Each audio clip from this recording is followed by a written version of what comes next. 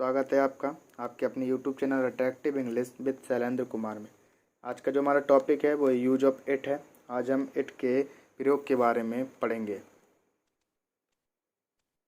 Use of it, there will be 5 concept of it. आज हम it के 5 तरीके के बारे में पढ़ेंगे। 5 जो कॉन्सेप्ट होते हैं उसके बारे में हम पढ़ेंगे। सबसे पहला कॉन्सेप्ट है इट या दिस में जो फ़र्क होता है उसके बारे में। लिविंग या नॉन लिविंग, सजीव और निर्जीव में हम सब्जेक्ट के रूप में इट या दिस का प्रयोग कहीं भी कर सकते हैं। एग्जाम्पल पहला है, ये एक पेन है। इट इज अ पेन या दिस इज अ पेन। ये मेरा भाई आकाश है। It is my brother Akash, this is my brother Akash. तो देख सकते हैं कि पेन जो निर्जीव है तथा आकाश जो मतलब सजीव है। आप निर्जीव व सजीव दोनों में आप इट या दिस का प्रयोग कर सकते हैं। आपके पास कोई अननोन नंबर से कॉल आता है जो आपके पास अनसेव है, तो आप सबसे पहले यहाँ से पूछते हैं कौन है। तो उसको कैसे बनाएंगे, हु इज इट या हु इज दिस। इसको हु इज इट भी कह सकते हैं या इसको हु इज दिस भी कह सकते हैं। और उस तरफ से रिप्लाई आता है कि जैसे मैं हूँ, वो अपना नाम बताता है। जैसे एग्जाम्पल है, मैं हूँ रमन। तो इसको कैसे बनाएंगे, इट्स मी रमन, या इसको कैसे कह सकते हैं, this is me Raman. Concept number दूसरा है इट प्लस डे या डेट। इट के साथ कोई अगर आपका डे मतलब कोई दिन है या आपकी कोई डेट आ जाती है तो उसको कैसे बनाएंगे। जैसे एग्जाम्पल पहला है, आज मेरा जन्मदिन है। Today is my birthday. सबसे पहले हम लोग इसको ऐसे बनाते थे, लेकिन अब जो इट से सब्जेक्ट के रूप में बनाएंगे, जो प्रोफेशनल तरीका है, जो लेटेस्ट स्पीकर का तरीका है, वो कैसे बनाएंगे। तो it is my birthday today. कल बुधवार होगा। टुमारो विल बी वेडनेसडे या it will be Wednesday tomorrow. आज 3 अगस्त 2021 है। टुडे इज 3 अगस्त 2021। ऐसे वैसे कह सकते हैं, इट इज़ 3 अगस्त 2021 टुडे। जो हम इट से वाक्य बनाते हैं वो एक प्रोफेशनल तरीका है, एक जो लेटेस्ट स्पीकर का तरीका होता है उनका तरीका है। कॉन्सेप्ट नंबर तीसरा, इट प्लस हैज या हैड बीन, मतलब समय हो चुका है या समय हो गया था। ये समय हो गया या समय हो चुका है अगर आता है वाक्य में, तो इसके साथ इट, उसके बाद जो वर्ब की जो फॉर्म लगाते हैं वो हैज बीन लगाते हैं। तथा समय हो गया था तो सबसे पहले इट, और जब आपकी फॉर्म लगेगी वो हैड बीन लगेगी। एग्जाम्पल ऐसे 2 दिन हो गए हैं, तो सबसे पहले इट, उसके बाद हैज बीन, उसके बाद 2 दिन है तो 2 डेज, मतलब समय हो गया है। तो 2 दिन हो गए हैं, इसको कह सकते हैं 2 महीने हो गए हैं, 2 हफ्ते हो गए हैं, 2 मिनट हो गए हैं, 2 घंटे हो गए। तो इट हैज बीन 2 डेज। जैसे 2 दिन हो गए थे, यहाँ पे अब समय हो गया है की जगह अब आ गया समय हो गया था। तो इट हैड बीन 2 डेज। कई साल हो चुके हैं, तो it has been many years. कई साल हो चुके थे, तो it had been many years. आपने देखा हो चुके हैं मतलब समय हो गया या समय हो चुका है, तो हैज बीन लगाएंगे। समय हो चुका था या समय हो गया था तो उसमें हैड बीन लगाएंगे। मुझे 2 दिन हो गए हैं। अभी तक आपने पढ़ा 2 दिन हो गए हैं, तो आपने इसको बनाया था इट हैज़ बीन 2 डेज। अब मुझे 2 दिन हो गए हैं तो it has been 2 days to me. तो मैं 2 दिन हो गए हैं तो it has been 2 days to you. अगर मुझे 2 दिन हो गए थे आ जाए तो आपको बनाना है इट, अब थे है तो हैड बीन, 2 डेज मुझे तो टू मी। तो मैं 2 दिन हो गए थे, सबसे पहले इट हैड बीन 2 डेज, तो मैं 2 दिन हो गए थे टू यू। आपने देखा हो गए हैं की जगह हैज बीन लगेगा, और जहाँ हो गए थे वहाँ पे हैड बीन लगेगा। क्या करते हुए समय हो गया था, मतलब कोई चीज़ करते हुए समय हो गया है या समय हो गया था तो कैसे बनेगा। अगर सोते हुए है तो स्लीपिंग, हंसते हुए लाफिंग, खाते हुए ईटिंग, खेलते हुए प्लेइंग, पढ़ते हुए रीडिंग, रोते हुए वीपिंग। मतलब कोई कार्य करते हुए समय हो गया है या समय हो गया था, तो जो वर्ब होती है उसमें हमको आईएनजी लगानी है। अगर कोई क्या किए हुए समय हो गया है या समय हो गया था, मतलब क्या किए हुए, कुछ किए हुए समय हो गया है या समय हो गया था, मतलब पास्ट में अगर कोई चीज़ आती है तो उसको कैसे बनाएंगे। तो है सबसे पहले having plus third form of verb. जैसे गए हुए तो हैविंग गॉन, सोए हुए हैविंग स्लीप्ड, पढ़े हुए हैविंग रीड, लड़े हुए हैविंग फॉट। मुझे खाते हुए 10 मिनट हो गए। अभी तक आपने वाक्य बनाया था, सबसे पहले 10 मिनट हो गए हैं, उसके बाद आपने बनाया मुझे 10 मिनट हो गए हैं। अब आपको बनाना है खाते हुए। मुझे खाते हुए 10 मिनट हो गए हैं, तो it has been 10 minutes to me. खाते हुए आपको बताया कि करते हुए, नहाते हुए, पहनते हुए, मतलब इसमें क्या है, वर्ब की फर्स्ट फॉर्म में आईएनजी लगाते हैं। तो यहाँ पे क्या है, खाते हुए, तो ईट मीन्स खाना, आईएनजी लगा देंगे तो ईटिंग।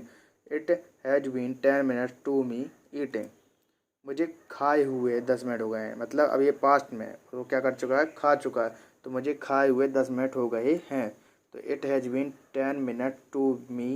उसके बाद हैविंग आएगा और ईट की थर्ड फॉर्म ईटन, तो having eaten. It has been 10 minutes to me having eaten. हमें मिलते हुए काफ़ी वक्त हो चुका है, मतलब मिलते हुए, अभी भी वो क्या कर रहे हैं, मिल रहे हैं, तो प्रेजेंट में है। तो it has been a long time to us. Meet माने मिलना होता है और आईएनजी लगाएंगे मीटिंग। हमें मिले हुए काफ़ी वक्त हो चुका है, तो सबसे पहले it has been a long time, हमें तो टू अस, हैविंग और मीट की थर्ड फॉर्म हो जाएगी मैट, तो it has been a long time to us having met. चौथा कॉन्सेप्ट है इट प्लस टेक्स या टुक्स। अगर इट के साथ टेक्स या टुक्स लगाते हैं तो कैसे लगाते हैं, मतलब अगर कोई समय लगता है या समय लगा, कोई चीज़ करने में समय लगता है या समय लगा, तो वाक्य कैसे बनाएंगे।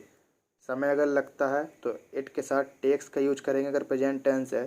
समय लगा पास्ट का टेंस है तो इट के साथ टुक का यूज करेंगे, तथा अगर समय लगेगा फ्यूचर का टेंस है तो इट के साथ विल, फिर उसके बाद टेक का यूज करेंगे।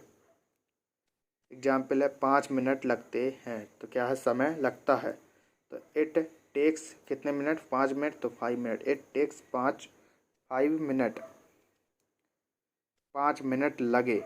पहले क्या था, 5 मिनट लगते हैं, प्रेजेंट था, अब क्या है, पास्ट में, तो इट के साथ क्या करना है, टुक लगाना, तो इट टुक 5 मिनट्स, 5 मिनट लगेंगे। अब फ्यूचर में आ गया, तो बताया था आपको अगर लगेंगे आ रहा है तो it will take 5 minute, 5 minutes.